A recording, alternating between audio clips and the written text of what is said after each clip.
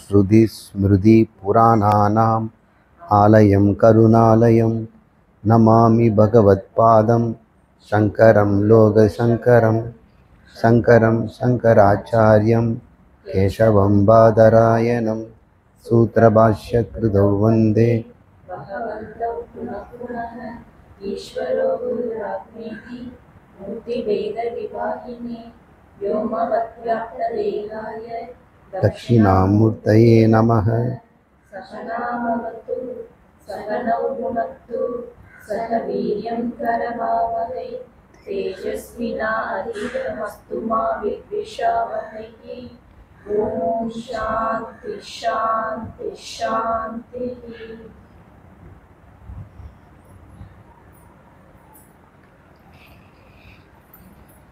ஸ்ரீ ரமண பகவான் அருளிய உள்ளது 40 என்ற நூலில் நாம் இதுவரை 10 பாடல்களை பார்த்திருக்கிறோம். 40இல் இன்னும் நான் பார்க்க வேண்டியது 30 பாடல்கள் இருக்கின்றன. இந்த 40 பாடல்களின் மைய கருத்து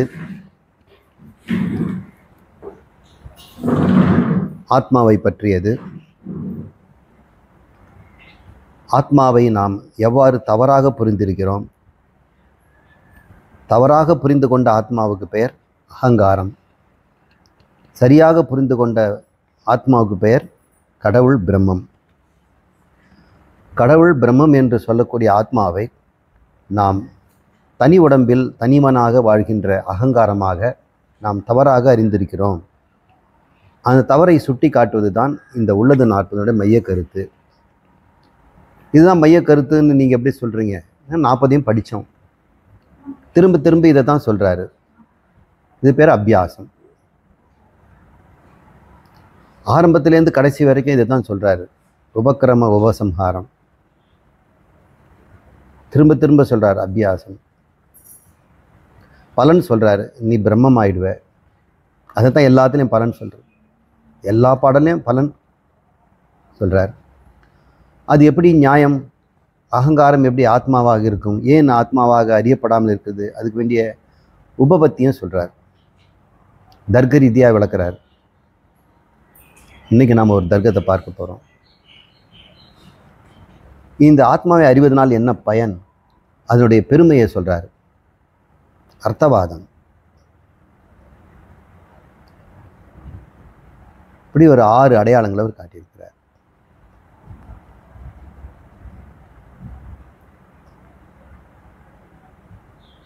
இதை வைத்துக்கொண்டு இந்த மைய கருத்தை நாம் ஆத்மா பிரம்மம் என்று புரிந்து கொள்கிறோம். இன்றைக்கு நாம் பார்க்க வேண்டிய பாடல் 11வது.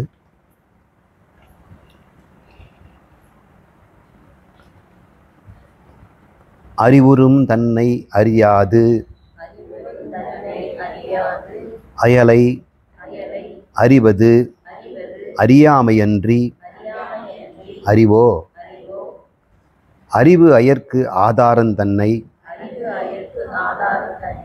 அறிய அறிவறியாமை அரும். நம்மளை கேலி பண்ணுறார். அறிவு பொருளாக இருக்கின்ற நீ அறிவு பொருள் தானே. மனிதரை பார்த்து சொல்கிறார். மிருகத்துக்கும் அறிவு இருக்கு. நாமெல்லாம் அறிவு பொருள். நீ அறிவு பொருளாக இருந்துக்கிட்டு அந்த அறிவு யாதென்று நீ அறியலை. உங்ககிட்ட அறிவு எங்கேருந்து வருது அப்படின்னு உனக்கு தெரியல. அறிவுறும் தன்னை அறியாது உன்னை நீ முதல்ல யாருன்னு தெரிஞ்சுக்காம அயலை அறிவது அறியாமையன்றி அறிவா. உன்னை தவிர மீதியெல்லாம் அயல்னா வேற. இப்போ நம்ம அறிவு, அந்த அறிவு எத்தகையது அப்படின்னு நமக்கு தெரியல. நம்ம எத்தகையது நினச்சிட்ருக்குறோம். நீ யாரும்மா அப்படின்னு கேட்கணுன்னா நான் அறிவுன்னு சொல்கிறாங்களா? எல்லாரும் அறிவுன்னு தான் சொல்லணும். அறிவுன்னு சொல்கிறதில்ல. நான் ஒரு பெண்ணு, நான் ஒரு பையன், நான் இந்த கிளாஸ் படிக்கிறேன் இப்படின்னு சொல்கிறாங்க. அப்போது அறிவாகியதுக்கு உடம்பு சொல்கிறாங்க. நான் கேட்டது நீ யாருன்னு. அப்போ நான் யாருன்னா அறிவை தான் சொல்லியிருக்கணும். நான் கேட்குறேன், நீ இது மாதிரி அறிவற்ற பொருளா அறிவுடைய பொருளான்னு. சார் அப்படி தெளிவாக கேட்டிருந்தேன்னு அறிவுன்னு சொல்லியிருப்பேன். நீங்கள் யாருன்னு தானே கேட்டீங்க. அப்பவும் கேட்குறேன் நான், நீங்கள் யாருன்னாக்கா அறிவுடைய பொருளா அறிவற்ற பொருளான்னு தான் அர்த்தம். நீங்கள் என்ன காட்டுனீங்க? இந்த உடம்பு காமிச்சிங்க. இது அறிவுடையதா அறிவற்றதா அப்படின்னு கேட்குறேன். அப்போ சுச்சிந்தனா என்ன சொல்லுவா? நான் 8th ஸ்டாண்டர்ட் படிக்கிறேன் அப்படின்னு சொல்லும் பொழுதே 7ஆம் கிளாஸ் இல்லை, அப்போ நான் வந்து 8க்கு தேவையான 11 வயசு எனக்கு ஆயிடுச்சு அப்படின்னு அவன் சொல்கிறான். அப்போ உடம்பு தானே சொல்கிறா. இது அறிவா? உடம்புக்கு அறிவு இருக்குதா? உடம்புக்கு எப்படி அறிவு இருக்க முடியும்? நமக்கு தான் அறிவு இருக்குது. உடம்பை வச்சு நாம் அறிகிறோம்.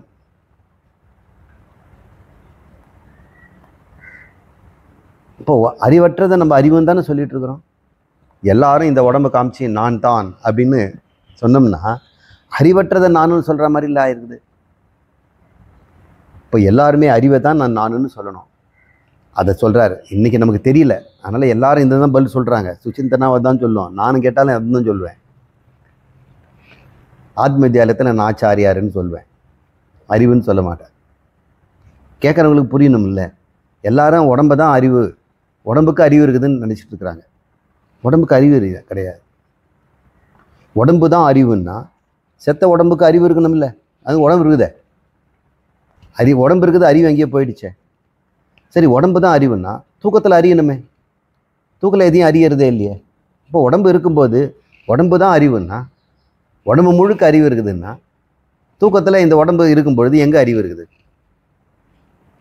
இப்போ யாருமே தன்னை அறிவுன்னு அறியாமல் இருக்கிறாங்க. அதை விட்டுட்டு தன் உடம்பை பற்றி அறிஞ்சிக்கிறாங்க. டாக்டர் இது சரியில்லை, அது சரியில்லை, இங்கே பாருங்கள், அங்கே பாருங்கள், இதை கண்டுபிடிக்கிறதுக்கு பார்க்குறாங்க. கண்ணாடி வைக்க இந்த பின்பக்கம் பார்த்து கொண்டை சரியாக இருக்குதா? உடம்பு தான் பார்க்குறாங்க. தலையை கரெக்டாக பின்னி இருக்கிறேன்னா அதெல்லாம் பார்க்குறாங்க. உடம்பு கண்ணாடி முன்னாடி பார்த்து பார்த்து ரசிக்கிறாங்க. அவர் கேட்குறாரு, அறிவுறும் தன்னை அறிவாக உள்ளே இருக்கக்கூடிய உன்னிடம் இருக்கின்ற அறிவு யாதென்று நீ அறிந்தாயா? இல்லையே. அதை விட்டு அயலை அறிவது அறியாமையன்றி அறிவா? உலகத்தை பற்றி அறிஞ்சிருக்கிறான். அவர் காமர்ஸ் படிக்கிறாரு, பிஸ்னஸ் பண்ணுறாரு. இன்னொருத்தர் வந்து அஸ்ட்ரானமி படிக்கிறாரு, வானியல், ராக்கெட்டாலஜி. இன்னொருத்தர் வந்து ஆர்டிஃபிஷியல் இன்டெலிஜென்ஸ், செயற்கை அறிவு. இன்னொருத்தர் ஜியாலஜி. இன்னொருத்தர் வந்து பாட்டனி, உலகத்தில் இருக்க செடி கொடிகளெல்லாம் படிக்கிறார். இன்னொருத்தர் உயிரினங்களெல்லாம் படிக்கிறார். இன்னொருத்தர் உடம்பெல்லாம் படிக்கிறார், டாக்டர். இன்னொருத்தர் மனசெல்லாம் படிக்கிறார், சைக்காட்ரிஸ்ட். எத்தனையே நீ படித்தாலும் அது அயலை படித்தது உன்னை படித்தது ஆகாதே. இவ்வளோ பெரிய படிச்சிருக்காங்க. நோபல் லாரியட்டே வந்து உட்கார்றாருன்னு வைங்க. நீங்கள் யாருன்னு கேட்டோம்னா நான் நோபல் லாரியட்டுன்னு உடம்பை தான் காட்டுவார், தன் அறிவை தான் காட்டுவார். தன் அறிவு சொரூபம் என்று அவர் சொல்ல மாட்டார். அவர் படிப்பறிவை தான் காட்டுறார். அவர் வந்து ஃபிசிக்ஸில் நோபல் லாரியட்டு. ஒரு ஏதாவது ஒரு இது வந்து பாட்டனிலேருந்து ஒரு கேள்வி கேட்கணும், இது என்ன கீரை சார்னாக்கா எனக்கு தெரியாதுங்க, எங்கள் பாட்டியை தான் கேட்கணும்னு. அறியாமல் இருக்குது. உலகத்தை அறிவதால் என்ன பயன்? அறிவுறும் தன்னை அறியாது அயலை அறிவது அறியாமையன்றி அறிவா அப்படின்னு ஒரு கேள்வி கேட்குறாரு. அது போல் அறிவாயா? இப்போ தன் அறிவு வேண்டும், எனக்கு தன்னை பற்றி அறியணும். அப்படி என்ன தான் சொல்லுங்கள் சார், நான் அறிவுன்னு ஒத்துக்கிறேன். இப்போ என்ன? இப்போ அது இல்லை, அந்த அறிவு தான் கடவுள்னு சொல்கிறார். அடக்கடவுளே, கடவுளே இல்லை, நீ தான் கடவுள். அடக்கடவுளேன்னு அவரை காட்டாது. அறிவாய் அவர் தான் உங்ககிட்ட இருக்கிறார். அவர் ஏன் சார் அங்கே கோயிலில் விட்டுட்டு எங்கே வந்து உட்கார்ந்துட்டு இருக்கிறாரு? அவர் எங்கும் இருப்பவர். கோயிலில் கல்லுலேயும் இருக்கிறார், ஆனால் உங்களுக்கு அவர் வெளிப்பட மாட்டார். அவர் அறிவுங்கிறதுனால அறிவுடைய பொருளை தான் அவர் வெளிப்படுவார். அப்போ நமக்கு அறிவு இருக்குது. அந்த அறிவு 2 அறிவு இருக்குது. ஒன்று குணரீதியான அறிவு, இன்னொன்று சுரூப ரீதியான அறிவு அப்படின்னு புரிஞ்சுக்கணும். இப்போ குணரீதியான அறிவு அப்படின்னு கேட்டோம்னா ஒரு பொருளுக்கு குணமும் இருக்கும், சொரூபமும் இருக்கும். அதெல்லாம் இப்போ நம்ம அறிய போகிறோம். இது போட்டிங்களா? இது ஒரு புதுமையான தர்க்கம். இன்றைக்கி கிளாஸ் கொஞ்சம் கஷ்டமாக தான் இருக்கும், கொஞ்சம் பொறுமையாக கண்டுபிடிங்க. பாட்டை முதல்ல படிச்சுடுவோம். அறிவோ அது அறிவா அப்படின்னு கேள்வி கேட்குறாரு. அறிவு அயற்கு ஆதாரம் தன்னை. அப்போ 2 இருக்குது. உங்ககிட்ட ஒரு அறிவு இருக்குது, அது குணரீதியான அறிவு. ஒரு அறிவு இருக்குது, நீங்கள் என்னென்ன எனக்கு இதெல்லாம் தெரியும் சார், நல்லா சமையல் அறிவு என்கிட்ட இருக்குது. நான் வந்து ஒரு தொழிலில் ஒரு ஃபேக்ட்ரியில் பண்ணுறேன், அந்த ஃபேக்ட்ரியில் வந்து எக்ஸ்ரே மிஷின்லாம் செய்கிறாங்க, அதை பற்றி அறிவு என்கிட்ட இருக்குது. என்ன சொல்கிறார். இன்னொரு பொம்பளை வந்து ஸ்கேன் எடுக்கிறாங்க, அவங்களுக்கு ஸ்கேன் அறிவெல்லாம் இருக்குது, ஏதோ ஒரு அறிவு இருக்குது அது. அப்புறம் இந்த அயல்னு ஒன்று இருக்குது, உலகம். இந்த உலகம் என்பதுக்கும் உன்னிடம் அறிவு என்று ஒன்று இருக்குதே, அந்த அகங்கார அறிவு, குண ரீதியான அறிவு, அதற்கும் ஆதாரம் தன்னை, இது ரெண்டுத்துக்கும் ஒரு ஆதாரம் இருக்குதுங்கிறார். இந்த உலகத்துக்கு ஒரு ஆதாரம் இருக்குது, இந்த அறிவுக்கும் ஒரு ஆதாரமாக இருக்கு. ஆதாரம்னா என்னன்னு கேளுங்க. ஒரு நாள்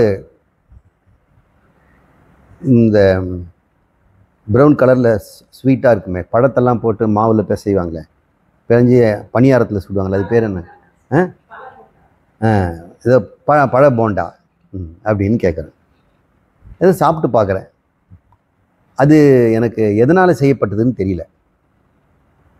அதை நான் என்ன கேட்பேன், நான் எதில் செய்திருக்கீங்க அப்படின்னு கேட்பேன்ல. சார் இது வந்து சாதாரண பழம்தான் சார், பழத்தை வந்து பிசைஞ்சு போட்டு அதில் மாவும் கொஞ்சம் கலந்து அப்படியே பணியாரமாக நம்ம சுட்டுருக்குறோம், கச்சாயம் அப்படின்னு. அப்படியா, பழம்தானா இது? இப்போ ஒவ்வொன்றுத்துக்கும் ஒரு ஆதாரம் இருக்குது இல்லை? உங்களுக்கு ஆதாரம் உங்களுக்கு தெரிஞ்சு எனக்கு ஆதாரம் தெரியல, நீங்கள் செய்தவங்க அதனால் உங்களுக்கு ஆதாரம் தெரியுது. அப்போது இதை கேட்குறேன், இதுக்கு என்ன சார் ஆதாரம்னு? அப்போ நீங்கள் எதில் செய்தீங்கன்னு தான் கேட்குறீங்க. அது பேர் உபாதான காரணம். ஆதாரத்துக்கு பேர் உபாதான காரணம். சரி, இந்த பானைக்கு உபாதான காரணம், ஆதாரம் என்ன? மண். எல்லாத்துக்கும் ஒரு உபாதான காரணத்தை நம்ம கேட்குறோம், எதனால் செய்யப்பட்டதுன்னு. அப்புறம் கழுத்தில் இருக்கிற தொங்க செயினை பார்த்து அப்படி பார்க்குறாங்க, இது அப்படின்னு கேட்குறாங்க, எதனால் செய்யப்பட்டதுன்னு அவங்க கேட்குறாங்க. நாம் அது புரிஞ்சுக்கிட்டு நம்ம எதுன்னு தான் கேட்குறாங்க. இது வந்து அவசரத்துக்கு எடுத்து போட்டு வந்துட்டோமா, எங்கிட்ட கோல்டு எதுவும் கிடையாது, கோல்டு மாதிரி இருக்குது இல்லை அப்படின்னு சொல்கிறோம். அப்போ ஆதாரத்தை நம்ம கேட்குறாங்க, ஆதாரத்தானே சொல்கிறோம். ஒரு பித்தளையே கோல்டுன்னு சொல்லிகிட்டு இருக்கிறோம், ஒரு அதுக்கு மேலே ஒரு பூச்சி போட்டிருக்கிறாங்க. நமக்கு எல்லாத்துக்குமே ஒரு ஆதாரம் கண்டுபிடிக்கணும்னு நான் சொல்கிறாங்க. ஒவ்வொன்றுத்துக்கும் ஒரு ஆதாரத்தை சொல்கிறோம். இந்த பிரபஞ்சம்னு சொல்கிறோம் இல்லை, காடு, மலை, ஆகாயம், சூரியன், உங்கள் உடம்பு, என் உடம்பு, இங்கே இருக்கிற பெட்ஷீட்டு, கார்பெட்டு, செவுரு, மண், எல்லாத்துக்கும் ஒரு ஆதாரம் இருக்கணும் இல்லை? ஏதாவது ஒரு ஆதாரம் இருக்கணும். ஏன்னா அதுலேருந்து தான் இது சிருஷ்டியாச்சு. இந்த உலகத்தை எல்லாம் படைச்சதுக்கு ஆதாரமாக ஒரு பொருள் இருக்கணும் இல்லை? அந்த பொருள் எப்படிப்பட்டதாக இருக்கும்? பழபஜ்ஜிக்கு சொல்லிட்டீங்க, கச்சாயத்துக்கு சொல்லிட்டீங்க, இந்த துணிக்கு ஆதாரம்னா சொல்லுவீங்க, பருத்தி அப்படின்னு சொல்லிடுறீங்க. எல்லாத்துக்கும் ஆதாரத்தை சொல்ல முடியும் போது முதல் ஆதாரம்னு ஒன்று இருக்குல்ல, எல்லாவற்றுக்கும் முதல். அந்த முதல் எது அப்படி பார்த்தோம்னா அது ஜடமாக இருக்குமா, அறிவாக இருக்குமா? சொல்லுங்கள்.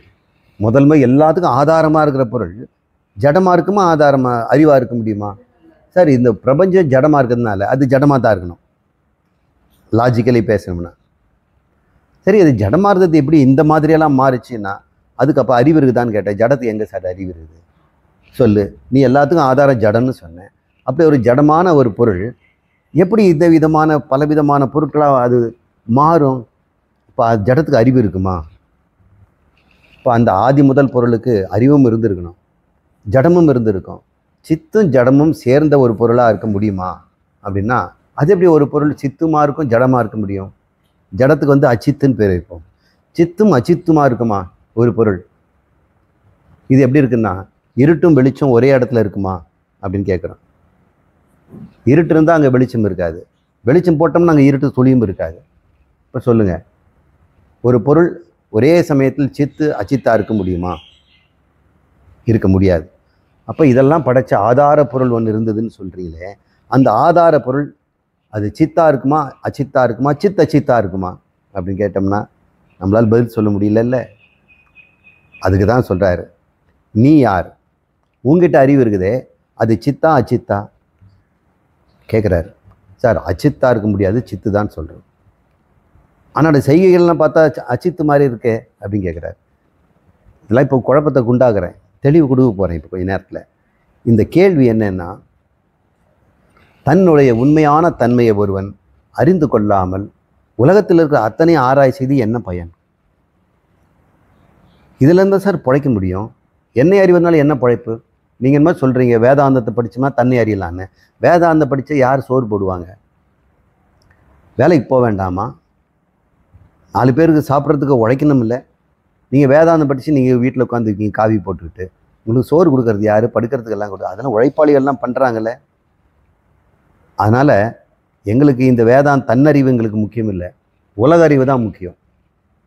உலகத்தில் பிழைக்கணும்னா எங்களுக்கு உலக அறிவு வேணும். நீங்கள் தன்னறிவுனால என்ன அறிவுன்னு இவர் சொல்கிறாரு. தன்னறிவு இல்லாவிட்டால் உலக அறிவு இருந்து என்ன பயன்னு கேட்குறாரு. இப்போ நம்ம அந்த கேள்விக்கு பதில் சொல்லி ஆகணும். எல்லாரும் கேட்குறாங்க, இந்த வேதாந்த கிளாஸ் ஏன் வரமாட்டாங்கிறாங்கன்னா இது ஒரு பிரயோஜனமும் இல்லை. வேறு எங்கேயாவது போய் ஏதாவது பார்ட் டைம் ஏதாவது கற்றுக்கிட்டோம்னு சொன்னால் தையல் கற்றுக் கொடுக்குறாங்க, சமையல் கற்றுக் கொடுக்குறாங்க, அதில் அவங்க பிழைச்சிக்கலாம். இது என்ன பயன் அப்படின்னு கேட்குறாங்க. அந்த பயனை நம்ம கண்டுபிடிக்காமல் அது சொல்லலைன்னா இந்த அறிவுக்கு வேல்யூ இல்லாமல் போயிடும். அவர் சொல்கிறாரு, அறிவுறும் தன்னை அறியாது அயலாகிய இந்த உலகத்தை அறிவது அறியாமை தானே, அது அறிவா அப்படின்னு கேட்குறாரு. இந்த அறிவையும் அயலையும் ரெண்டுத்துக்கும் ஆதாரம் தன்னை அறிய அறிவறியாமை அரும் அப்படின்னு சொல்கிறார். அறிவும் அறியாமையும் அற்று போகும். சரி, ஒரு பொருள் அறிவும் அறியாமையும் உடையது, சித்தும் அச்சித்தும் உடையதுங்கிறது தான் இந்த டாபிக். இது அழிஞ்சு போகுங்கிறார். இதை நம்ம உதாரணங்களோடு விளக்குவோம். இந்த ஒரு பாட்டுக்கு கொஞ்சம் நேரம் ஆகும். நம்ம அதுக்கப்புறம் நம்ம ஆதாரமான பொருளை புரிந்து கொள்ளலாம். இப்போ உண்டாகுது அப்படிங்கிறத விளக்குவோம்.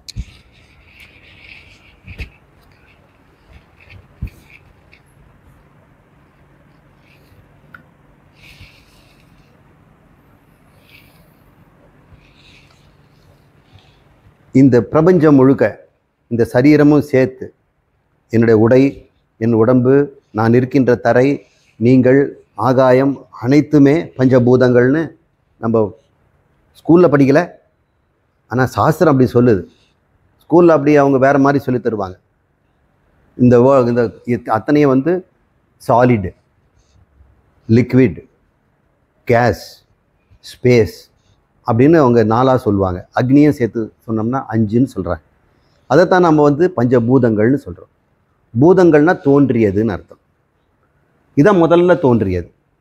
இதை மிக்ஸ் பண்ணி கலந்து தான் இந்த பொருளெல்லாம் உண்டாக்கியிருக்கிறோம். பகவானே இந்த 5 தான் முதல்ல கொடுத்தார். இதுதான் ஆதாரமான பொருள். கேட்டோம் இல்லையா, எல்லாத்துக்கும் ஆதாரம் என்னென்னு? கச்சாயத்துக்கு ஆதாரம் பழமோ மைதா மாவுமா? மைதா மாவா?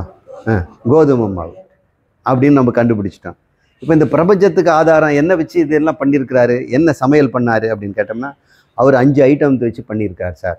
ஆகாயம், வாயு, அக்னி, நீர், நிலம், அப்படியே சுத்தமாக வச்சுருக்கிறார். அது முதல்ல மனசில் அவர் கற்பனை பண்ணுறார். அதுக்கப்புறம் அந்த கற்பனையிலேருந்து உலகத்தில் உண்மையாகவே அவர் உண்டாக்குறாரு. உண்டாக்குன உடனே அது அந்த நிலமெல்லாம் சேர்ந்து மலையும் பூமியும் எல்லாம் ஆயிடுச்சு. நீரெல்லாம் சேர்ந்து நதிகளும் கடலும் ஆயிடுச்சு. காற்று, ஆகாயம், அந்த பூமி முழுக்க நிரம்பி நமக்கு மூச்சு விடுறதுக்கு வேண்டிய காற்று ஆயிடுச்சு. அக்னி சூரியனாக நமக்கு பிரகாசம் கொடுத்து வெப்பத்தை கொடுத்துக்கிட்டு இருக்கிறார். எல்லாத்தையும் இடம் கொடுக்குற மாதிரி ஒரு பரந்த வெளி ஆகாயம் இருக்குது. இது வச்சுட்டு கடவுள் இத்தனையோ ஒரு ஈஸியாக செய்துட்டார். நாம் அதே 5 பொருளை வச்சுக்கிட்டு நாம் புதுசாக உண்டாகிறோம். இந்த காற்றுலேருந்து நைட்ரஜன் மட்டும் எடுத்துக்கிட்டு டயர் கடிக்கிறோம். இந்த காற்றுலேருந்து ஆக்சிஜன் மட்டும் எடுத்துக்கிட்டு ராக்கெட்டுக்கு லிக்விட் ஆக்சிஜன் யூஸ் பண்ணுறோம். இதுலேருந்து ஹைட்ரஜன் யூஸ் பண்ணுறோம். அவர் கொடுத்ததை வச்சு சேர்த்து கம்பைன் பண்ணி இப்போ தெர்மோகோல் அப்படின்னு ஒன்று உண்டாக்குறோம். அந்த மண்ணிலேயே சில பொருளெல்லாம் கலத்து நுறையாக உண்டாக்கி ஏசிசி பிளாக்ஸ் அப்படின்னு அதுவும் பண்ணுறோம். பகவான் செய்தது தான். அவர் கொடுத்தது 5 பொருள் வச்சுட்டு நம்ம எல்லாம் பண்ணுறோம். அதே 5 பொருள் தான் என்னென்ன பண்ணுது பாருங்க. இங்கே இந்த 5 பொருளுக்கும் 5 பொருளை எப்படி நம்ம வித்தியாசம் கண்டுபிடிக்கிறதுனா, அதுக்கு ஒரு குணம் இருக்குது. குணம் இருந்தால் தான் ஒரு பொருளை இன்னொரு பொருள்லேருந்து வித்தியாசப்படுத்த முடியும். குணம்ங்கிறது என்ன? அதை இங்கிலீஷில் ஆட்ரிபியூட்ஸ், ப்ராப்பர்ட்டிஸ் அப்படின்னு சொல்கிறோம். ஆட்ரிபியூட்ஸ். இந்த ஆட்ரிபியூட்ஸு 2 விதமாக இருக்குது. ஒன்று அதனுடைய சொந்த குணம், அதை சொரூப குணம்னு சொல்லலாம். இன்னொன்று கடன் வாங்கிய குணமாக இருக்கலாம். அது இங்கிலீஷில் என்ன சொல்கிறாங்க, இன்ட்ரின்சிக் ஆர் எசென்ஷியல் ஆட்ரிபியூட்ஸ் அப்படின்னு சொல்லலாம். இங்கே எழுதிட்டு அப்புறம் அழிச்சிடுறேன்.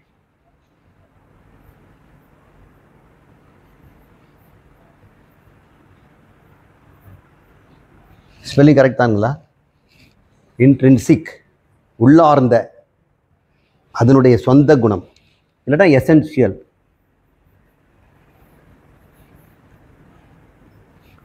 Essential attributes.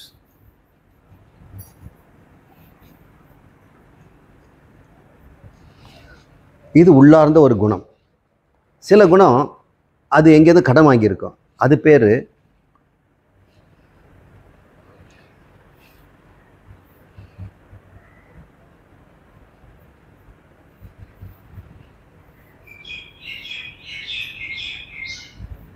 இன்சிடென்டல். இது ஒரு உதாரணம், இப்போ புரிஞ்சுக்கலாம். இன்ட்ரின்சிக், எசென்ஷியல், இன்சிடென்டல் அப்படின்னு ரெண்டு சொல்லுவோம். தண்ணி எடுத்துக்கோ. தண்ணிக்கு என்ன குணம்னு கேட்டோம்னா நிறைய குணம் இருக்குது. அது ஊற்றுனா ஓடிடும், சில்லுன்னு இருக்கும், அப்புறம் குடித்தா சுவை இருக்கும். அதுக்கு ஒரு சுவை இருக்குது, தண்ணிக்குன்னு ஒரு சுவை இருக்குது. இந்த 3 சொன்னேன். ஒன்று சுவை, இன்னொன்று திரவம் ஓடிடும், இன்னொன்று குளிர்ச்சி. இந்த 3மே அதனுடைய குணங்கள்.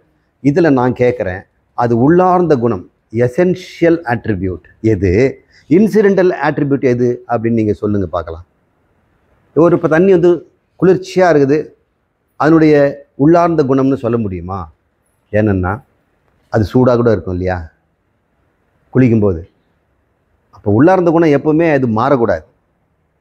சுவை அது என்ன பண்ணும்? அது எந்த இடத்துல ஓடுதோ அதுக்கேற்ற மாதிரி சுவை அது மாற்றிக்கும். அதுவும் நம்ம உள்ளார்ந்த குணம் முடியாது. அப்போ தண்ணீருடைய உள்ளார்ந்த குணம் எதுன்னா ஊற்றுனா ஓடும் இல்லையா, அதுதான் மாறாது. அது ஒன்று தான் தண்ணிக்கு அடையாளம். மீதி இந்த 2 குணமும் அதுக்கு இருக்கும். அதனால் அது சொந்த குணம்னு அதை நம்ம எடுத்துக்க முடியாது. திரவம் தான் அதுக்கு முக்கியம் அப்படின்னு நம்ம சயின்டிஃபிக்காக சொல்லுவோம். ஆனால் சாஸ்திரம் ருசி தான் சொல்லுது, நம்ம அதையும் எடுத்துக்குவோம். ருசியை நீக்கிட்டோம்னா தண்ணி அங்கே இருக்காது. அப்போ உள்ளார்ந்த குணம்னு ஒன்று இருக்குது, அது சந்தர்ப்ப வசத்தில் பெற்றுக்கிட்ட குணமும் இருக்குது. இப்போ ஒருத்தனுக்கு உள்ளார்ந்த குணம்னு ஒன்று இருக்கும், அவன் சுற்றுச்சூழ்நிலையால் அந்த குணத்தை மாற்றியும் அவன் வருவான். அவன் சொந்த இடத்துக்கு போயிட்டானா மாறிடுவான். இப்போ உள்ளார்ந்த குணம்னு ஒன்று இருக்குது, அது சுற்றுச்சூழலேருந்து பெற்ற குணம், அது உற்ற குணம் பெற்ற குணம் அப்படின்னு 2 வச்சுக்கலாமா? தமிழில் உற்ற குணம், அதுக்கு சொந்த குணம், பெற்ற குணம். இப்படி இந்த ஆகாசம் முதல் நிலம் வரை அதுக்கு குணங்கள் இருக்குது. பகவான் படைக்கும் போதே குணத்தோடு தான் படைச்சிருக்கிறார். ஆகாசத்துக்கு ஒரு குணம் கொடுத்துருக்கிறார், சப்தம்ங்கிற குணம். இப்போ நமக்கு சப்தம் வரணும்னா ஆகாயத்துலேருந்து தான் வரணும்.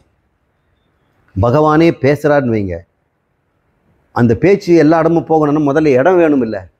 நம்ம சயின்ஸில் சொல்கிறோம் சப்தம் போகிறதுக்கு ஒலி, இந்த காற்று வேணும்னு, இல்லை ஊடகம் வேணும்னு. ஆனால் ஆகாயம் முதல்ல வேணும். இந்த காற்று இருப்பதற்கே ஆகாயம் தான் இடம் கொடுக்குது. ஆனால் ஆகாசத்துக்கு ஒரு குணம் இருக்குது. ஆகானா வெட்ட வெளிக்கு என்ன குணம்? சப்தம். வாயு, அதில் ஆகாயத்துலேருந்து வாயு உண்டாக்குறாரு அவர். முதல்ல பகவான் ஆகாயத்தை உண்டாக்குறாரு, இந்த ஆகாயத்திலேருந்தே வாயு உண்டாக்குறாரு. அந்த ஆகாயம் முழுக்க வாயுவால் நிரப்புறார். வாயுன்னா காற்று. இந்த காற்றுக்கு 2 குணம் இருக்குது, ஸ்பரிசமும் இருக்குது, இன்னொன்று அது சப்தமும் கொடுக்கும். அதனால் 1+1ன்னு போடுறோம். அதனுடைய சொந்த குணம் எசென்ஷியல் ஊறு அல்லது ஸ்பரிசம், அதனுடைய சொந்த குணம். அம்மா கிட்டேருந்து வந்ததுனால அந்த குணமும் வச்சுருக்கோம். அந்த குணம் சப்தம். இப்போ 1+1, இதுக்கு எத்தனை குணம்? இதுக்கு 1, இதுக்கு 2. இப்போ அக்னி 3ஆவது பெற்றது, அப்போ அதுக்கு 3 குணம் இருக்கும் இல்லையா? 3 குணம். இதில் சப்தமும் இருக்கும், ஸ்பரிசமும் இருக்கும், தொட்டா சுடும், ஸ்பரிசம் இருக்கும். ஆனால் அது வர்ணமும் இருக்கு இல்லையா, ஒளி. அதனால் 3 குணம் இருக்குது. 2+1. நீருக்கு எத்தனை குணம் இருக்குங்கிறீங்க? இப்போ 4 குணம் இருக்கும். சொந்த குணம் என்ன? சுவை, எசென்ஷியல் குவாலிட்டி, எசென்ஷியல் ஆட்ரிபியூட். அதோட அவருடைய தாய் வம்சமாக வம்சாவளியாக வர குணங்களும் சப்த ஸ்பரிச ரூபமும் இருக்குது. அப்புறம் நிலத்துக்கு 5 குணங்கள் இருக்கு. நிலத்துக்கு 5 குணம்னா அதோட சொந்த குணம் என்ன? வாசனை. அதோட கூட அதனுடைய தாய் வழியாக வந்த குணங்களையும் அது வைத்திருக்கிறது. சொந்த குணத்தை நீக்கினோம்னா அது போயிடும். ஆனால் இந்த குணங்கள் மீதி நாளும் கூடும் குறையும். ஒரு பொருளுக்கு இப்போ திருப்பதி லட்டுன்னு எடுத்துக்கங்களேன். திருப்பதி லட்டு நிலம் தானே, கெட்டியாக இருக்குது. அதுலேருந்து ஒரு ஸ்மெல் வருது இல்லை, திருப்பதி லட்டுக்குன்னு ஒரு ஸ்மெல்லு, அதோட சொந்த குணம். அது இல்லைன்னா அப்புறம் யார் திருப்பதி லட்டுன்னு சொல்ல மாட்டாங்க. மற்ற குணமும் அதில் இருக்கும். ஏன்னா அது ஆகாசத்தையும் வாயும் எல்லாம் சேர்ந்து தான் இப்போ வந்து நிலத்தை உண்டாக்கியிருக்கிறார். அப்போ நிலத்தில் இந்த குணமெல்லாம் இருக்க தான் செய்யும். பிருத்திவிலையும் நீர் இருக்கிறது, பிருத்திவிலையும் அக்னி இருக்கிறது, வாயுவும் இருக்குது, எல்லாமே இருக்குது. ஐந்தும் சேர்ந்தது தான் இந்த அந்த அந்த குணங்களை இது உடையதாக இருக்கிறது அப்படின்னு நம்ம பார்க்குறோம். இப்போ இருக்கிற இதில் பார்க்கணும். திருப்பதி லட்டை வந்து சத்தம் இருக்குதான்னு கேட்டோம்னா தட்டி பாருங்க, சத்தம் வரும். உடைச்சா சத்தம் வரும். டேஸ்ட் இருக்குது, ஸ்பரிசம் பிசு பிசுன்னு அந்த தன்மையும் இருக்குது, சத்தம் இருக்குது, ஸ்பரிசம் இருக்குது, ரூபம் மஞ்சள் கலரில் அந்த நிறத்தை நம்ம பார்க்குறோம். அப்புறம் வாசனையும் இருக்குது, ருசியும் இருக்குது. ஐந்து இருப்பதுனால அது பிருத்திவி அப்படின்னு சொல்கிறோம். இதெல்லாம் உங்களுக்கு புரிஞ்சிடுச்சு இல்லையா? இந்த பூமியில் இருக்கக்கூடிய இந்த அகண்ட ஆகாயத்தில் இந்த பிரபஞ்சத்தில் இருக்கக்கூடிய அனைத்திற்கும் குணங்களை கொண்டு தான் நம்ம வேறுபாடு செய்கிறோம். இதை கொண்டு புது புதுசாக நம்ம செய்யும் பொழுது இன்னும் புது புது குணங்களெல்லாம் நம்ம உண்டாக்குறோம். இப்போ ஒரு செடியை எடுத்துட்டோம்னா அந்த மலருக்கு ஒரு வாசனை இருக்குது, மல்லிப்புக்கு ஒரு வாசனை, முல்லைக்கு ஒரு வாசனை, தாமரைக்கு ஒரு வாசனை, இன்னொன்று மரத்துலேருந்து ஒன்று மரமல்லி அதுக்கு ஒரு வாசனை, இப்போ நாகலிங்க புஷ்பம் அதுக்கு ஒரு வாசனைகள். இத்தனை வாசனைகள் இருக்கிறதுனால சென்ட்டு கடையில் போகிறோம், எத்தனையோ வாசனைகளை கலந்து புது புது வாசனையெல்லாம் உண்டாக்குறாங்க. ஆண்களுக்கு தனி வாசனை ஸ்ப்ரே கொடுக்குறாங்க, பெண்களுக்கு இதெல்லாம் எங்கேருந்து கண்டுபிடிக்கிறாங்க? இயற்கையில் இருக்கிறத தான் கலந்து கலந்து உண்டாக்கிக்கிட்டே இருக்கிறாங்க. சுவையில் எத்தனை சுவையை உண்டாக்கிட்டே இருக்கிறாங்க. இதெல்லாம் கலக்க கலக்க வரும். அடிப்படை குணங்கள் எத்தனைன்னா சப்த, ஸ்பரிச, ரூப, ரச, கந்தம். அது தமிழில் ஒலி, ஊறு, ஒளி, சுவை, நாற்றம்.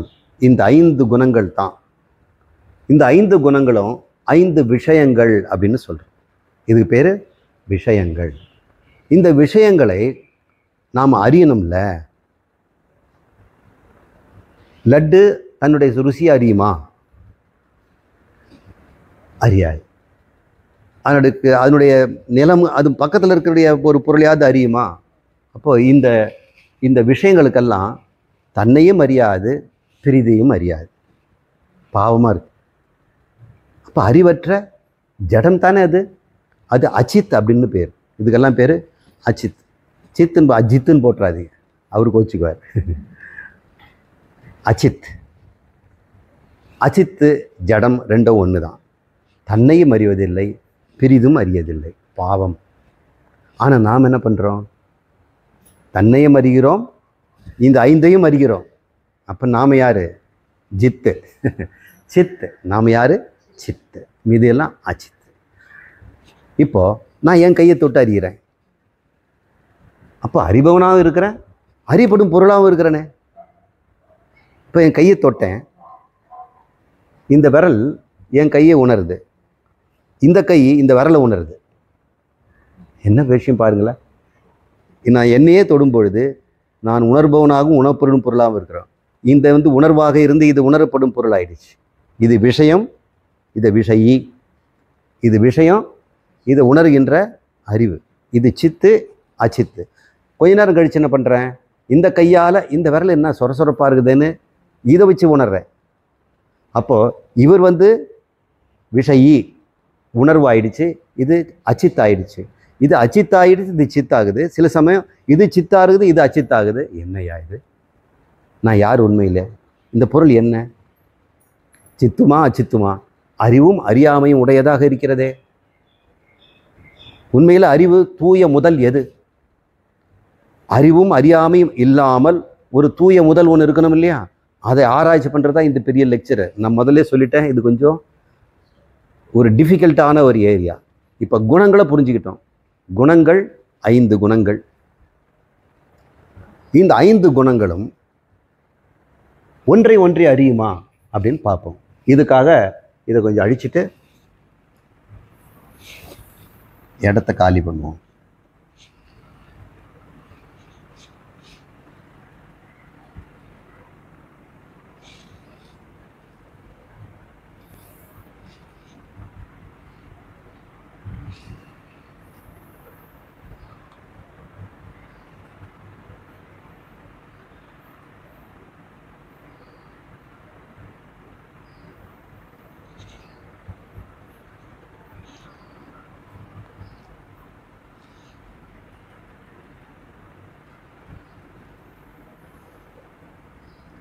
இப்போதைக்கு மூளை எப்படி வரைகிறேன்.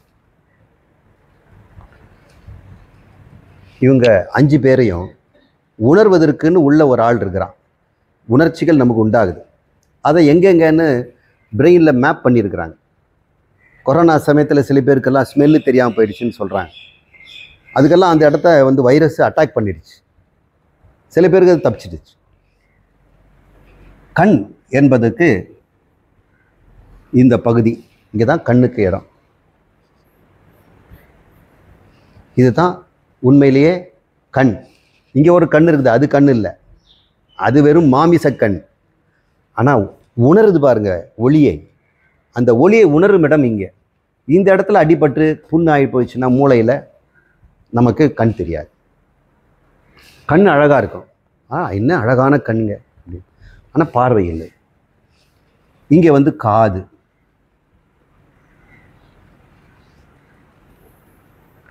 ஆடிட்டரி அப்படின்னு சொல்கிறாங்க. இந்த இடத்துல அடிபட்டுனா காது போயிடும். இப்போ இங்கே வந்து மூக்குலேருந்து வந்து இது கஸ்டேட்டரி, ஆல்ஃபேக்டரி ஸ்மெல்லு, கஸ்டேட்டரி நாக்கு. இப்போ நாக்குக்கும் மூக்குக்கும் இந்த இடம்தான். இதெல்லாம் ஐம்பொறிகள்னு சொல்கிறோம், ஐம்புலன்கள்னு சொல்கிறோம். இதெல்லாம் குணங்கள், இதெல்லாம் அறிகின்றவன், உணர்வி, இதெல்லாம் உணர்கின்ற இடம். இதை கண்ணுங்கிறோம், இதை நாக்குங்கிறோம். ஆனால் சுவை அறிவது இங்கே, ஸ்மெல் அறிவது இங்கே, சப்தம் அறிவது இங்கே, ஒளி அறிவது இங்கே. உடம்புக்கு உடம்பு தொட்ட இடமெல்லாம் அறிகிறோம் இல்லையா, அது இந்த இடத்துல இருக்கு. சொமேட்டோ சென்சரி கார்டெக்ஸ் அப்படின்னு எல்லாத்துக்கும் பேர் வச்சுருக்கிறாங்க. இதெல்லாம் மேப் பண்ணி வச்சுருக்கிறாங்க. குரங்குகளில் மூளையில் தான் எல்லாத்தையும் ஊசியை குத்தி குத்தி அது எங்கெங்கே என்னென்ன உணருது அப்படின்னு அதை கண்டுபிடிச்சாங்க. ஆயிரக்கணக்கான குரங்கை கொன்று தான் இதை நம்ம கண்டுபிடிச்சிருக்கிறோம். மனுஷங்கிட்ட விட குத்தி பண்ணலாம். யாருக்காவது உடம்பு கொடுப்பாங்களா? என் உடம்பு கொஞ்சம் பார்த்துங்க சார். இப்போ எம்ஆர்ஐ ஸ்கேன் இருக்கிறதுனால கொஞ்சம் நம்ம சுலபமாக பார்க்க முடியுது. ஒரு உணர்வு வந்ததுன்னா எந்த இடத்துல மூளையில் வேலை செய்யுது, ஒரு சப்தம் கொடுக்கும்போது எங்கே அவருக்கு கேட்குற இடம் அப்படின்லாம் இப்போ கேட்குறோம். ஆதி காலத்தில் இதெல்லாம் தெரியாது இல்லையா.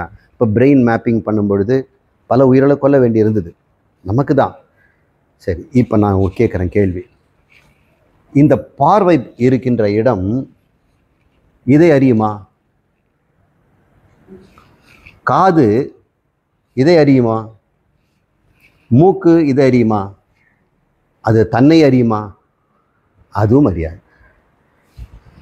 இது கண்ணுங்கிறோம், தன்னை கண் அறியுமா? அல்லது காதை அறியுமா? காது கண்ணை அறியுமா? அல்லது மூக்கை அறியுமா? அப்போ யாருக்குமே அறிவு இல்லையா? இந்த 5 பேருக்கும் அறிவே இல்லைன்னு தானே அர்த்தம். நம்ம பார்த்தா கண் அறிகிறது, காது கேட்டு அறிகிறது அப்படின்னு நினைக்கிறோம். காது அறிவதில்லை, கண்கள் காண்பதில்லை, மூக்கு முகர்வதில்லை. இப்போ யார் தான் பண்ணுறான் இவன்? உங்கள் வாயாலே ஒத்துக்கிட்டீங்க. காது தன்னையும் அறியாது. காது கேட்குதா கேட்கலையான்னு காதுக்கு தெரியுமா? எனக்கு தான் தெரியும்பா.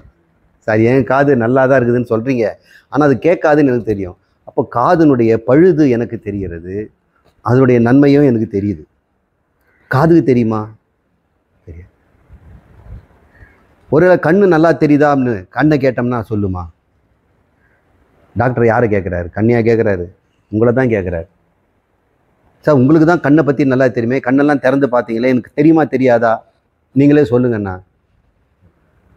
கண்ணுக்கு கண்ணை பற்றியே தெரியாதப்பா. கண்ணை பார்த்தாலும் எனக்கும் தெரியாது. கண்ணை பார்க்குறவன் உள்ள ஒருத்தர் இருக்கிறான், அவனுக்கு தான் தெரியும் அப்படின்னு. அவன் யார் அப்படின்னு பார்ப்போம்.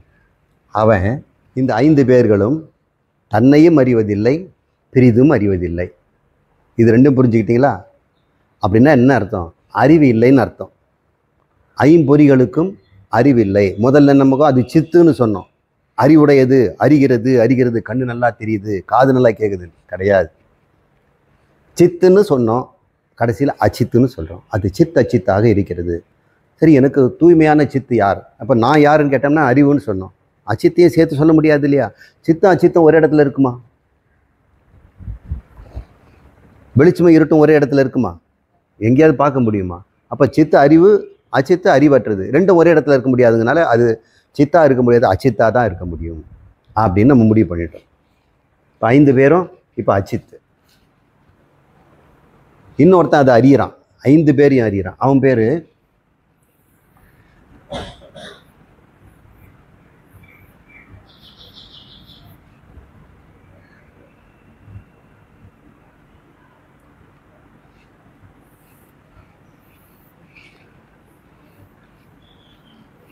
யார் தெரியுதுங்க உங்களுக்கு? 5 தலை நாகம். இது கீழே தான் பெருமாள் படுத்துட்டு இருக்கிறார். இது பேர் மனம். எங்கெல்லாம் கோயில் 5 தலை நாகத்தை பார்த்தீங்கன்னா அது மனோசக்தி, அத்தனை சிருஷ்டி பண்ற சக்தி. 5 புலன்களையும் அது ஒன்றாக ஒரு உடம்பு 5 தலையால அது அறியுது. அப்போ மனதை தான் அடக்கி வைக்கிறார். இந்த 5 தலையை பற்ற இருக்கிற நாகத்தை தான் அவர் அடைச்சி வச்சிருக்கார். அது படுக்கையாக வச்சிருக்கிறார். நம்மளால கட்டுப்படுத்த முடியல. அது மனம் பண்ற பாட்டுக்கு நாம போறோம். ஆனால் பகவானுக்கு மனம் அடிபணிந்து படுக்கையாக இருக்குது. இது மேலே ஏறி தான் கிருஷ்ணன் வந்து அப்படி ஆட்டம் போட்டான். மனதை அடக்கிறது. நீ நீ நீ என்ன இப்போ விஷம் கக்கிறியா நீ அப்படின்னு சொல்லி காளிங்க நர்தனம்லாம் இந்த இது நமக்கு உலகத்துக்கு உணர்த்துவதற்காக கதை ரூபமாக அப்படி சொல்லியிருக்கிறார்கள். இப்போ நம்மக்கிட்ட ஒரு பாம்பு இருக்குல்ல, ஆடு பாம்பே கூத்தாடு பாம்பே, நாதர் முடி மேல் இருக்கும் நல்ல பாம்பே, யார் இது? நம்ம மனசை தான் சொல்கிறாங்க. இந்த மனதில் ஒரு அறிவு இருக்கிறது. அந்த அறிவு தான் 5 புலனையும் ஒன்றாக அறிகிறது. கண்ணு சரியா தெரியல, இப்போ நல்லா தெரியுது அப்படின்னு கண்ணு சொல்லலை, மனம் சொல்லுது. காது நல்லா கேட்கல, இப்போ கேட்குதுன்னு மனம் சொல்லுது. அப்போ மனம் தான் சித்து, மீதி பேர் அச்சித்து. இப்போ நான் சொல்கிறேன், மனமும் அறியப்படும் பொருளாக இருக்குது. உங்களுக்கு உங்கள் மனம் தெரியுதா? உங்கள் மனசை நீங்கள் பார்க்கலையா? குழந்தையில் இருந்த மனம், இப்போ இருக்கிற மனம், நாளைக்கு வரப்போகிற மனம், துன்பப்பட்ட மனம், இன்பப்பட்ட மனம், உங்கள் மனசில் மாறிக்கிட்டே இருக்கிறத நீங்கள் பார்த்துக்கிட்டே இருக்கிறதுனால நீங்கள் யாரோ ஒருத்தர் மனதையும் பார்க்குற ஒரு முதல் இருக்கிறது. மனதிற்கும் மேலே ஒரு முதல் இருக்கிறது. புலன்களுக்கு மேலே மனம் இருக்குது. மனதிற்கும் மேலே ஒன்று இருக்குது. இப்போ இவனுக்கும் மேலே ஒருத்தர் இருக்கிறான், பகவான் கிருஷ்ணன். அவன் தான் எல்லாத்தையும் சாட்சியாக பார்த்து கொண்டிருக்கிறான். அவன் யாருன்னா, அவன் சித்தும் அச்சித்துமா இருப்பானா? இப்போ நம்ம முதல்ல இந்த மனத்தை சித்துன்னு சொன்னோம். இப்போ கடைசியில் இவனும் பார்க்கப்படும் பொருளாக இருப்பதுனால இவனும் அநேகமாக இருக்கிறான். பாருங்க, ஆளாளுக்கு ஒன்று ஒன்று, உடம்பு ஒன்று இருக்கிறான், அநேகமாகவும் இருக்கிறான், மாறக்கூடியவனாக இருக்கிறான். எப்போ ஒரு பொருள் அநேகமாகவும் மாறக்கூடியதாக இருக்குதோ அது அச்சித்து தான். எப்படி? இந்த புலன்கள் எல்லாம் அநேகமாக இருக்குது, ஆளாளுக்கு வேற வேறமா இருக்குது. எனக்கே 5 புலன்களாக இருக்குது. 5ம் அறிவுடையதுன்னா 5 நான் இருக்கணும். எனக்கு ஒரு நான் தானே இருக்கிறேன். கண்ணு ஒரு அறிவுடையதுன்னா இப்போ கண்ணறிவுடையவன் ஒருத்தர் இருப்பான். காண்பவன் தான் கேட்கிறான், கேட்பவன் தான் பேசுகிறவன் அவன் தான் சுவைக்கிறான். ஆனால் கண் காண்கிறதே தவிர கேட்பதில்லையே. அப்போ கண் நான், காது நான், அந்த 5 நானாக இருக்குது. ஒரு நான் தான் இருக்கிறது, அந்த மனம். மனம் என்ற நான் உண்மையிலே எப்படிப்பட்டது? அது சித்தா அச்சித்தா என்ற ஒரு கேள்வி. அச்சித்துன்னா உலகம், சித்துன்னா அறிவு. இப்போ நான் யார் என்ற கேள்வியில் சித்தும் அச்சித்தும் சேர்ந்து இருக்க முடியாது. இப்போ நான் யார்னா, நாம் சித்தும் அச்சித்தும் சேர்ந்த கலவையைத்தான் நான் என்று சொல்லி கொண்டிருக்கிறோம். அது அறியாமை. எந்த இடத்துல அறியாமையும் அறிவும் சேர்ந்திருக்கிறதோ அது உண்மையில் முதல் அல்ல, தனி முதல் அல்ல. முதல்னா அது ஒன்று தான். ஆதார பொருள்னு சொன்னோம் இல்லையா? எல்லாவற்றுக்கும் ஆதார பொருள்னா முதல் பொருள். அகர முதல எழுத்தெல்லாம் ஆதி பகவன் முதற்றே உலகு. முதல்னு பேர். முதல் முதல் முதல். இப்போ அவர் பேர் முதல்வன்னு பேர், தலைவன்னு பேர், இறைவன்னு பேர், கடவுள்னு பேர். எல்லாவற்றையும் பெருசாக இருந்தாலும் பெருமாள்னு பேர். அவனை தான் இப்போ அறியணும் அப்படிங்கிற. அப்போ உன்னிடம் இருக்கின்ற நான் என்று நீ சொல்லுகின்ற ஒரு அறிவு இருக்கிறதே, அது சித்தா அச்சித்தா ரெண்டும் கலந்ததாக இருக்கிறது. அறிவும் அறியாமை உடையதாக இருக்கிறது. நீங்கள் சொல்லுங்கள், நானும் நீங்கள் சொல்கிறீங்க இல்லையா, எல்லாத்தையும் அறிஞ்சிட்டிங்களா? எப்பொழுதும் அறிவாதான் இருக்கிறீங்களா? இல்லை. ஆழ்ந்த தூக்கத்தில் அறிவற்று இருக்கிறோம், நனவில் அறிவோடு இருக்கிறோம். அப்போ நம்மளுடைய அறிவு எப்படிப்பட்டதாக இருக்குது? அகங்காரம் அல்லது நான் என்கின்ற அறிவு அதுதான் அந்த கரணம் அல்லது மனம். இந்த 5 தலை பாம்புன்னு சொல்கிறோம் இல்லையா, அதுதான் அகங்காரம். இப்போ அவனை பற்றி தான் பேசிகிட்டு இருக்கிறோம். இந்த அகங்காரி என்று சொல்லக்கூடிய மனதை நான் என்று நினைத்து கொண்டிருக்கின்ற ஒரு உணர்வு இருக்கே, இந்த 5 தலை பாம்பு நம்மகிட்ட, அது எப்படிப்பட்டது? அமிர்தமும் கொடுக்கும், விஷமும் கொடுக்கும். நல்லா கடைஞ்சா முதல்ல என்ன வரும்? விஷம் வரும்.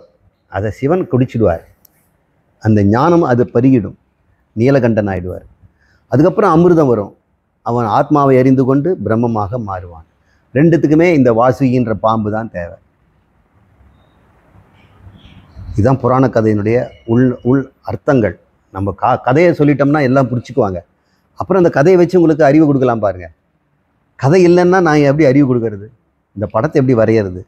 உங்களுக்கு தெரிந்த பொருளை வைத்து தெரியாத சூட்சுமத்தை சொல்லுவதற்கு அந்த காலத்தில் இதெல்லாம் நமக்கு புராணங்களை எழுதி வச்சிருக்கிறாங்க. புராணங்கள் எல்லாம் வேதத்தை சொல்லிக் கொடுக்கின்ற சுவையான கதைகள் தான், அறிவு கூட்டும் கதைகள்.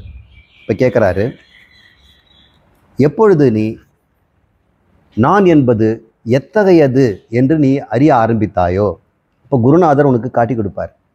ஏன் நான் சொல்கிறியே, அது சித்தா அச்சித்தா, அறிவா அறிவற்றதா அப்படின்னு கேட்கும் பொழுது உன்னால் சொல்ல முடியல. அவர் சொல்கிறாரு, அது அறிவும் அறிவற்றதும் அறிவும் அறியாமையும் உடைய ஒரு பொருள். இப்போ நான் என்பதற்கு அறிவும் இருக்கிறது, அறியாமையும் இருக்கிறது.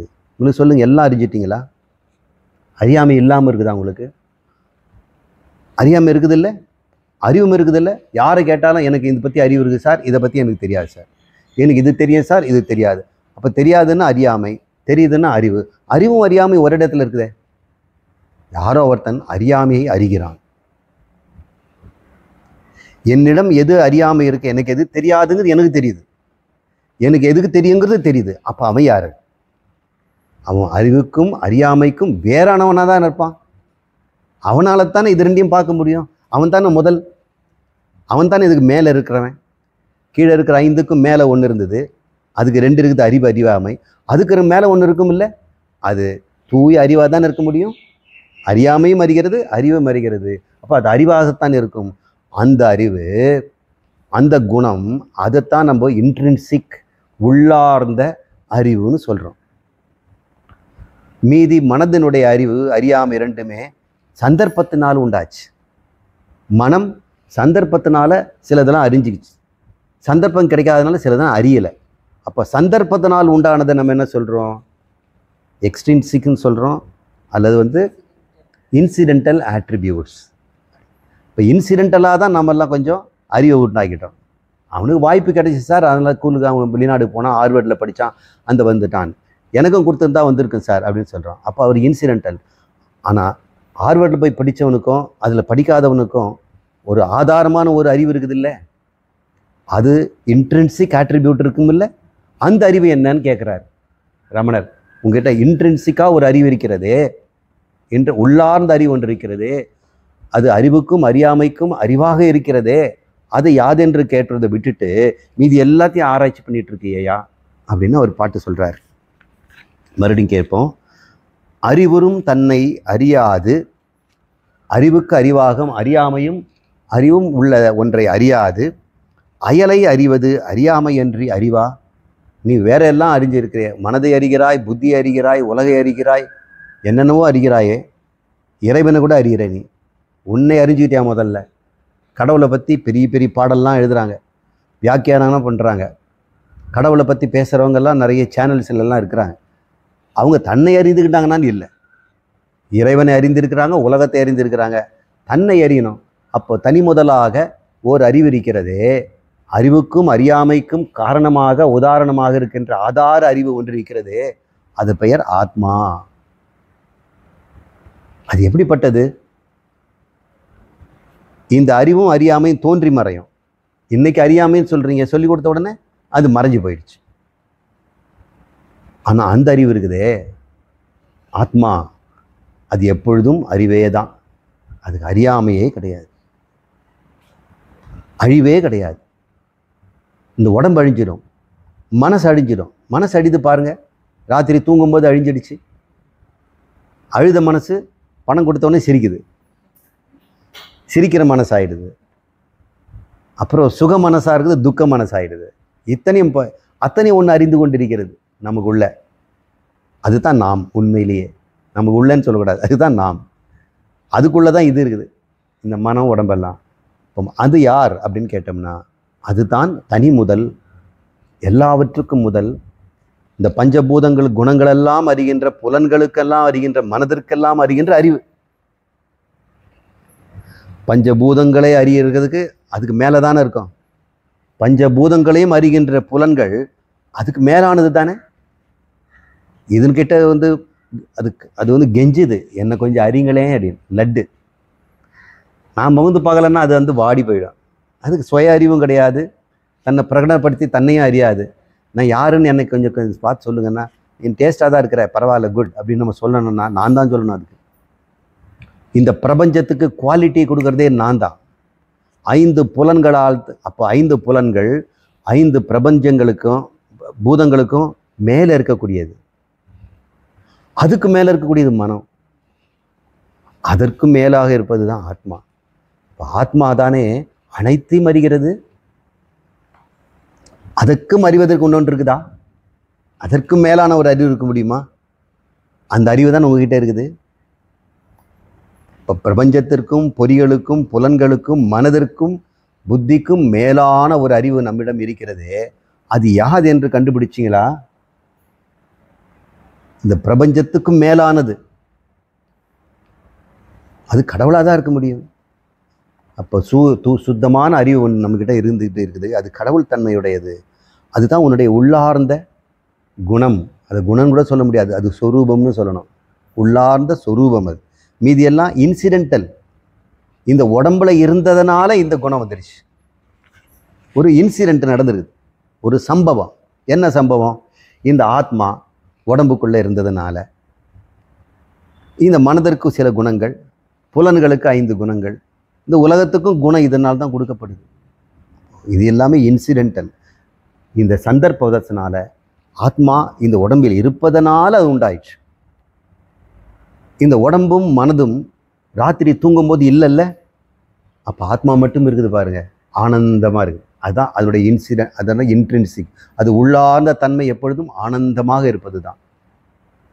ஆனால் மற்ற பொருளோடு சம்பந்தம் ஆகும் பொழுது, உடம்போதும் மனம்போதும் சம்பந்தம் ஆகும் பொழுது அதனுடைய குணங்களையும் அது சுமந்து கொண்டு அதுதான் என் குணம்னு சொல்லிக்கிட்டு இவ்வளோ கஷ்டப்படுதே.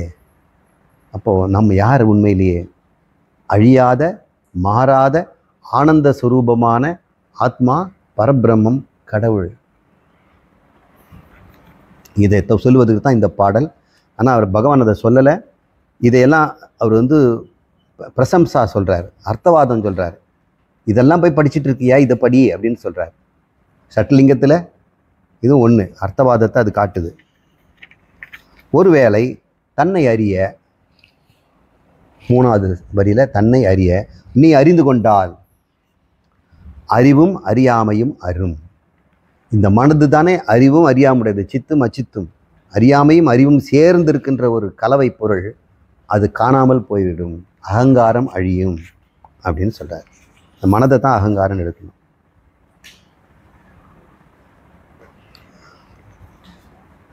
அறிவு அறியாமையும் அற்றது அறிவாமே. அறியும் உமது உண்மை அறிவாகா. அறிதற்கு அறிவித்தற்கு அந்நியமின்றாய அபிர்வது அற்றான் அறிவாகும் பாழென்று அறி. இங்கே என்ன சொல்கிறாரு?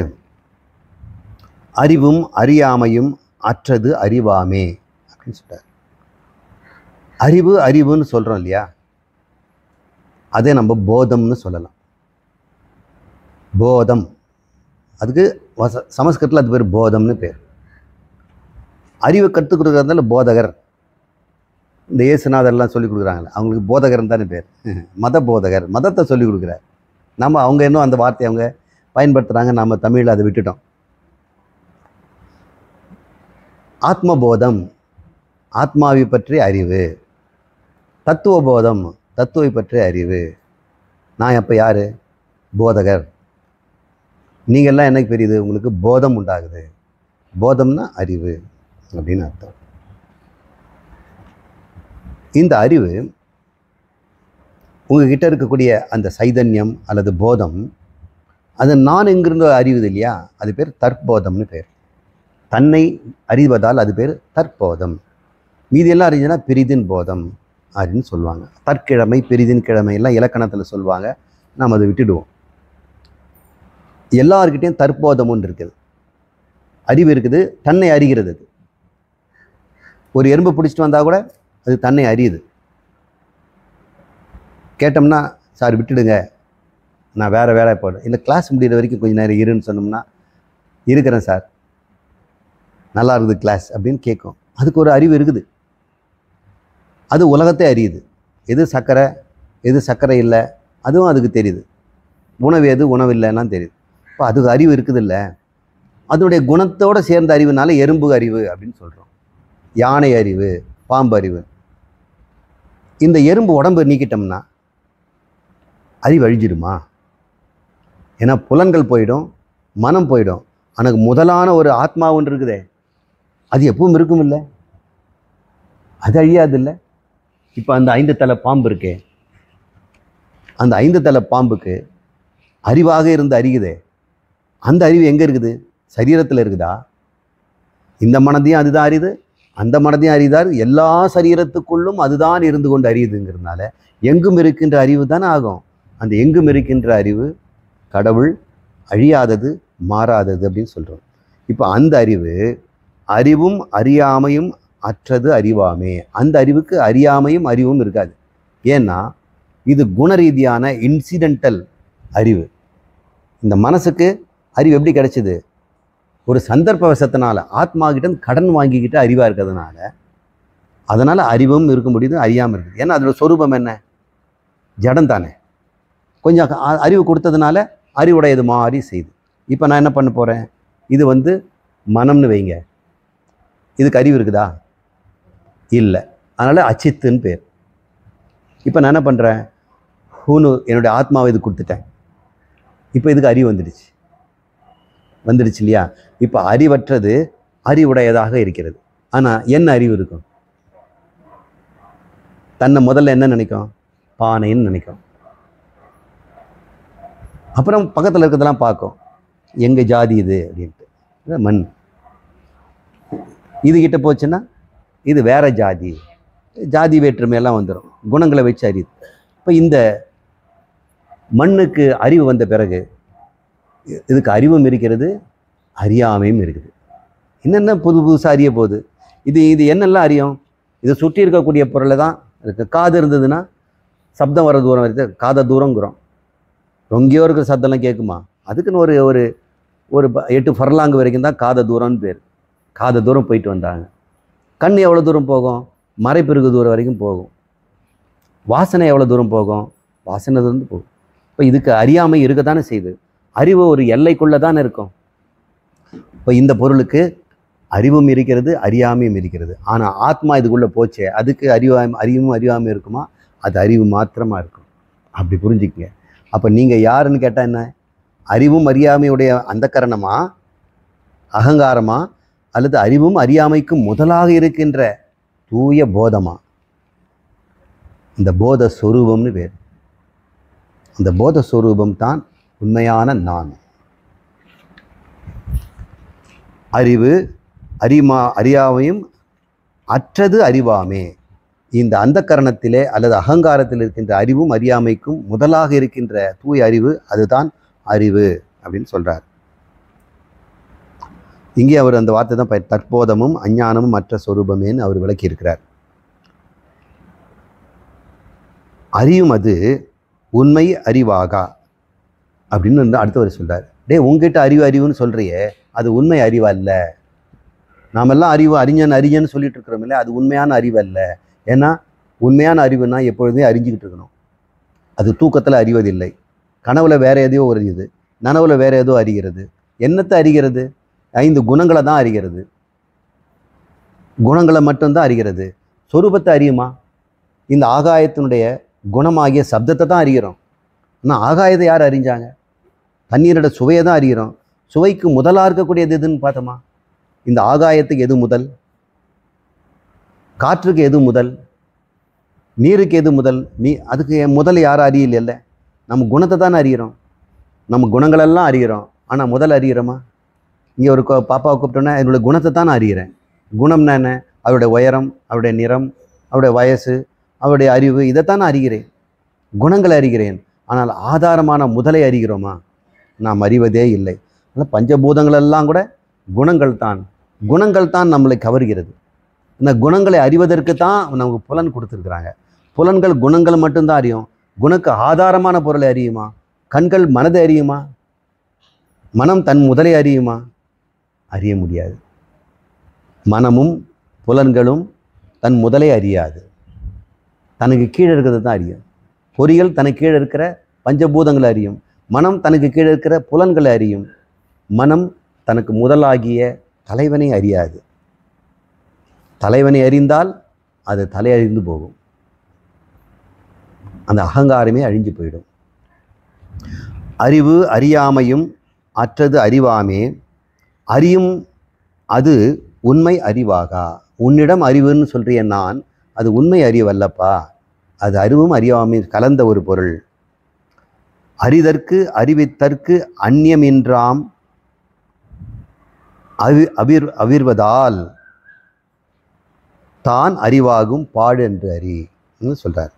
இந்த அறிவையும் அறியாமையும் உன் அகங்காரம் மாறிக்கொண்டிருக்கின்ற உன் நான் என்ற உணர்வுக்கு ஆதாரமான தனி முதலாக ஒரு போதம் இருக்கின்றதே, அந்த அறிவுக்கு அது சுயமாக அவிர்வதால்னா ஒளி கொடுத்துக்கிட்டே இருக்குது. இந்த ஆத்மாவுக்கு ஆவிர்பாவம் எந்நேரமும் அது ஒளி கொடுத்துக்கிட்டே இருக்குது, அறிந்து கொண்டே இருக்குது. ஆனால் மனம் அதை வாங்கிட்டு என்ன பண்ணுது? சில சமயம் அறியுது, சில சமயம் அறியாமல். ராத்திரி தூங்கும்போது எதுவும் அறியாமல் இருக்குது. அறிவு கொடுத்து கூட அறிவதற்கு ஒன்றும் இல்லை. பகலில் எதையோ அறிகிறது, எல்லாத்தையும் அறிஞ்சிட்டு தான் தனக்கு விருப்பமானது அறிகிறது, விருப்பம் இல்லாததால் அறிய மாட்டேங்குது. இப்படிப்பட்ட மாறுகின்ற அறிவை நீ அறிவுன்னு எடுத்துக்காத. அதற்கு முதலாக இருக்கின்ற ஆத்மா தான் உன்னிடம் எப்பொழுதும் இருந்து கொண்டிருக்குது. அவிர்வதால், அது அவிர்வதல்னா வெளிச்சம் கொடுத்துக்கிட்டே இருப்பதால் அதைத்தான் நீ அறிய வேண்டும். அது பாழ் அல்ல அப்படின்னு சொல்கிறார். பாழ்னா சூன்யம், ஒன்றுமே இல்லைன்னு அர்த்தம். நீ நினச்சிட்டு இருக்கிற என்னிடம் இருந்து அறிகின்ற அறிவே நீங்கள் இல்லைன்னு சொல்லிட்டீங்க, அது அறிவில்லைன்னு சொல்லிட்டீங்க. அது தவிர வேற ஒரு அறிவு எனக்கு தெரியாதனால அது பாழாக இருக்குமோ அப்படின்னு நினச்சிடாத. அதுதான் அறிவு, உண்மையான அறிவு. நிறைய பேர் சூன்யவாதத்துக்கு போயிடுறாங்க. இந்த அறிகின்ற புத்தியை, அகங்காரத்தை தான் அவங்க ஆத்மான்னு நினைக்கிறாங்க. இந்த ஆத்மா அகங்காரம் அழிஞ்சு போயிடுச்சுன்னா, அதாவது அவங்க சொல்கிற அந்த புத்தி அழிந்து விட்டால் அது மோட்சம். அது எப்படிப்பட்டதுன்னா சூன்யம் அப்படிங்கிறாங்க. அது பிரம்மம் எப்பொழுதும் இருப்பதுன்னு அவங்க ஒத்துக்கிறது இல்லை, ஆனந்தம்னு ஒத்துக்கிறது இல்லை. அது மோட்சங்கிறது அவங்களுக்கு இந்த அந்தக்கரண நாசத்தையே அவங்க வந்து மோட்சம்னு சொல்கிறாங்க. அது புத்த மதத்தினுடைய கொள்கை. அவங்க ஆத்மாவை ஒத்துக்கொள்வதில்லை, பிரம்மத்தை ஒத்துக்கொள்வதில்லை. அவங்கள பொறுத்த வரைக்கும் இந்த அந்தக்கரணம்னு சொல்கிறோமே, இந்த அகங்காரம்னு சொல்கிறோமே, அறிவும் அறியாமையும் இருக்கின்றதே, அதைத்தான் அவங்க ஆத்மான்னு சொல்கிறாங்க. அதுக்கு மேலே கடவுளும் இல்லை, ஆத்மாவும் இல்லைங்கிற. அதனால தான் கடவுள் மறுப்பு கொள்கையாக புத்த மதம் இருந்து கொண்டிருக்கிறது. புத்த மதத்தை நம்ம நாத்திக மதம்னு தான் சொல்கிறோம். ஏன்னா கடவுள் இல்லைங்கிறாங்க, ஆத்மா இருக்குதுங்கிறாங்க. ஆத்மா எதுங்கிறாங்க? நம்ம ஆத்மாங்கிறது கடவுள்னு சொல்கிறோம், இவங்க சொல்கிறது புத்தியை தான் சொல்கிறோம். அதனால் அந்த புத்த மதம், பௌத்த மதம் அப்படின்னு அதுக்கு பேர். அப்படியெல்லாம் நினச்சிடாத. இந்த அறிவும் அறியாமையும் பின்னாடி ஒரு முதல் இருக்கிறது. அது பாடல்ல, புத்தர் சொல்வது போல அது சுத்த போதம், ஞானம். அதுதான் ஆத்மா, அதுதான் கடவுள் என்று அறி.